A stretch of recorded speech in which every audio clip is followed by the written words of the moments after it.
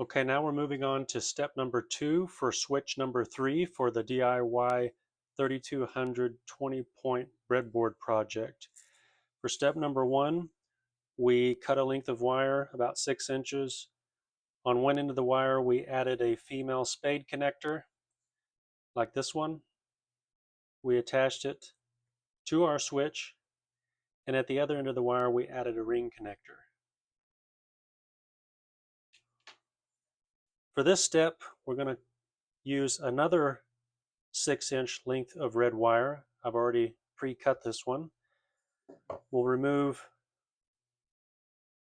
part of the sheathing off on one end.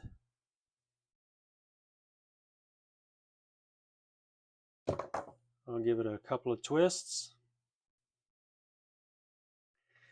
And we're going to be crimping on a female spade connector on its end, just like we did for the other wire. So I will take our connector here, slide the wire up inside. I think I want to strip this a little bit more, maybe. Take a little bit more off, because I really want to be able to see the wire, the stripped wire, just poking through the top of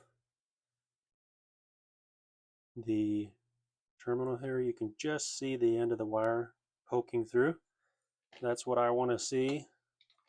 And I'm going to take my crimper and I'm going to gently ease down on it.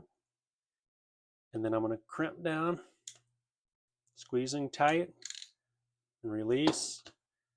Give a couple of tugs to make sure it's on there. And this is ready to go. And I'm going to connect it to the other terminal of our switch number 3, this rocker switch. I'm connecting it to the off position side.